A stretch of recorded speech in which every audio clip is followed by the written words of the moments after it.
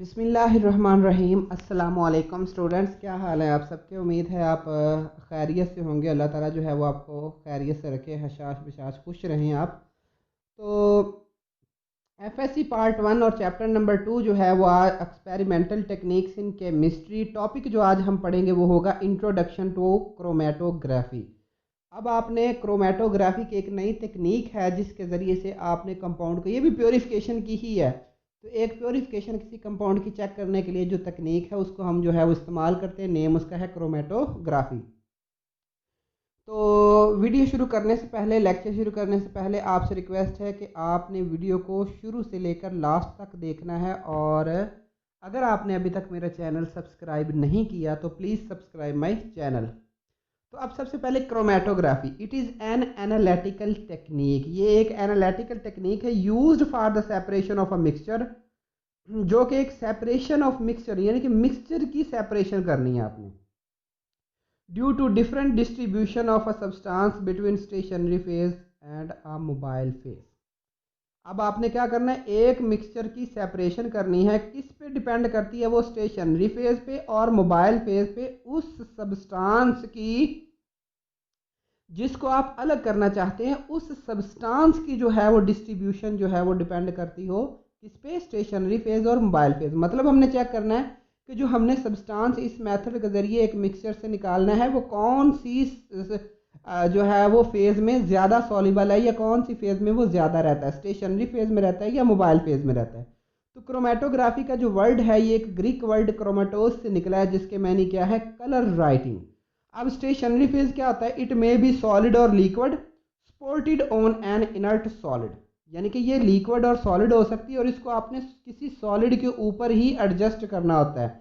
जैसा कि एग्जांपल जो है वो सिलिका जेल, वाटर एड्जॉर्ब इन पेपर। अब पेपर क्या है, वो आपके पास स्टेशनरी फेज है, ठीक है, उसमें पानी आपने जो अब्जॉर्ब किया, जो है वो क्या कहते हैं कि पेपर, वाटर एड्जॉर्ब इन पेपर, वाटर जो है वो आपका यहाँ पे स्टेशनरी फेज है, और silica gel solid stationary phase है, और वाटर जो है वो आपका लिक्विड स्टेशनरी फेज है, ठीक है। अच्छा, मोबाइल फेज क्या होता है, इट में बी लिक्विड और gas, it flow over stationary phase. के जो मोबाइल फेज है ये आपकी लिक्विड भी हो सकती है और गैस भी हो सकती है, और ये स्टेशनरी फेज के ऊपर फ्लो करती है, यानी कि स्टेशनरी फेज, स्टेशनरी का मतलब होता है साकन जो नीचे रहेगी, और मोबाइल फेज जो उसके ऊपर जो है वो मूव करती है। तो इसकी एग्जांपल जो है वो आपके पास इधर देखें, एथानॉल है, एसीटोन है और हेक्सेन ईटीसी है। अब प्रिंसिपल क्या है इसका क्रोमेटोग्राफी का, it is based upon distribution law. देखें ये फिर भी, ये भी डिस्ट्रीब्यूशन लॉ पे जो है वो डिपेंड करती है। ये जो मैंने पिछले एक लेक्चर में बताया हुआ कि डिस्ट्रीब्यूशन लॉ है क्या होता है, तो आप वहां से ये कॉन्सेप्ट ले सकते हैं। अब जो mixture is allowed to come in contact with two phases, stationary phase and a mobile phase, कि जो मिक्सचर जिसकी आपने सेपरेशन करनी है उसको दोनों के राब्ते में लाना है, किस किस चीज़ के, एक स्टेशनरी फेज में भी और दूसरा मोबाइल फेज में। अब different components have different अफिनिटीज for stationery phase and mobile phase, कि जो मुख्तलिफ किस्म के कंपोनेंट्स हैं, मुख्तलिफ किस्म के जो सब्सटेंसेस हैं, वो स्टेशनरी फेज में और अफिनिटी रखते हैं। मतलब स्टेशनरी फेज के साथ उनकी जो है वो इंट्रैक्शन, कशिश कह लें कि वो डिफरेंट होती है, और कुछ की जो है मोबाइल फेज में ज़्यादा है, कुछ की स्टेशनरी फेज में ज़्यादा है। तो इसका मतलब है कि जो हर कंपाउंड है उसकी जो अफिनिटी होती है वो डिफरेंट डिफरेंट होती है, तो due to which they are separated, और इस वजह से फिर हम उनको जो है वो सेपरेट कर सकते हैं।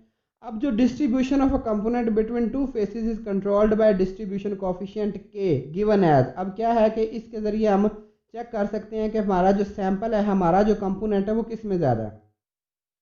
तो के क्या है, डिस्ट्रीब्यूशन कोफिशिएंट है। तो concentration of a component in mobile phase divided by concentration of a component in stationary phase. तो इस फार्मूले के ज़रिए से जो है वो हम क्या कर सकते हैं कि किसी भी कंपाउंड की कोफिशिएंट के की वैल्यू निकाल सकते हैं।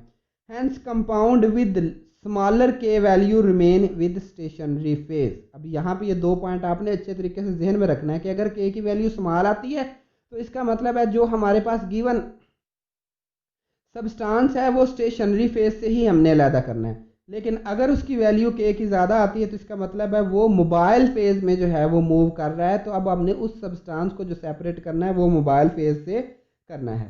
तो अब क्लासेस ऑफ क्रोमेटोग्राफी, अब दो इंपॉर्टेंट क्लासेस जो हैं, एक है एडजॉर्प्शन क्रोमेटोग्राफी, दूसरा होता है पार्टीशन है क्रोमेटोग्राफी।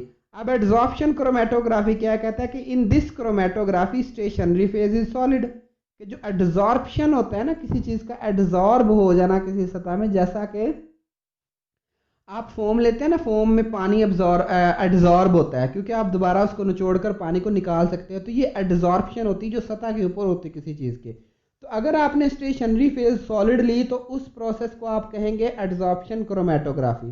तो when mobile phase flows over stationary phase, substance leaves mobile phase and adsorb on stationary phase. तो जब ऐसी सूरत हाल में जो है ना वो ये होता है कि जो मोबाइल फेज पे जब वो कोई फ्लो करता है ना मटेरियल, तो वो स्टेशनरी फेज को जो है वो की जानब जो है वो थोड़ा सा उसको लीव करता है और फिर जो स्टेशनरी फेज की जानब मूव करता है। मतलब कि एडजॉर्प्शन क्रोमेटोग्राफी में ये होता है कि जो सब्सटेंस आप प्योरीफाई कर रहे हैं वो अपनी जो है स्टेशनरी फेज की जानब मूव करता है, यानी कि मोबाइल फेज को लूज करके खोकर मोबाइल फेज को लीव करता है और स्टेशनरी फेज की जानब मूव करता है। कैसा सब्सटेंस? जो एडजॉर्प्शन क्रोमेटोग्राफी के जरिए कीजिए। पार्टीशन क्रोमेटोग्राफी, तो in partition chromatography stationary phase is liquid supported on an inert solid, कि यहाँ पे जो आपकी स्टेशनरी फेज है वो लिक्विड है। अब जाहिर सी बात है लिक्विड को कहीं ना कहीं तो रखना है ना, जैसे कि ग्लास में रख लें। अब ग्लास क्या है? Inert solid. इनर्ट का मतलब होता है जो रिएक्शन ना करे, तो आपने ऐसा सॉलिड लेना है जो आपकी स्टेशनरी फेज के साथ किसी किस्म का रिएक्शन है ना करे। अब in this a substance distribute itself between mobile phase and stationary phase, इसमें जो है मोबाइल फेज और स्टेशनरी फेज दोनों में अपने आप को करता है। तो for each class of chromatography many method can be use, बहुत सारे मेथड जो है वो आप यूज़ कर सकते हैं। तो अब यूजेस ऑफ क्रोमेटोग्राफी, अब ना एक क्रोमेटोग्राफी में जो है वो टॉपिक है पेपर क्रोमेटोग्राफी, जो इसके बाद मैंने वही लेक्चर जो है वो अपलोड किया है। तो पेपर क्रोमेटोग्राफी भी आप लाजमी जो है वो देख लेना, आपका टॉपिक ये कंप्लीट हो जाएगा। तो यूजेस ऑफ क्रोमेटोग्राफी कहाँ कहाँ ये यूज होती है chromatography? It is useful in organic synthesis, क्या आप इसको ऑर्गेनिक सेंथेसिस में इस्तेमाल कर सकते हैं कि जब कोई आप ऑर्गेनिक कंपाउंड बनाते हैं तो उस वक्त चेक कर सकते हैं इसको कि क्या ये कंपाउंड कितना प्योरीफाई बना है। तो it is use for separation, अलहदगी के लिए। आइसोलेशन, ये भी एक अलहदा प्रोसेस होता है। अलहदा आइसोलेशन का मतलब अलहदा करना होता है। And purification of substance from a mixture, कि दिए गए मिक्सचर में से आपने प्योरीफाई करना है अपने सब्सटेंस को। It is use for qualitative and quantitative analysis, ये क्वालिटेटिव और क्वांटिटेटिव एनालिसिस के लिए इस्तेमाल होता है, जो चैप्टर के शुरू में मैंने बताया क्या होती है। It is use to determine the purity of a substance, ये किसी सब्सटेंस की प्योरिटी को मालूम करने के लिए भी इस्तेमाल होता है।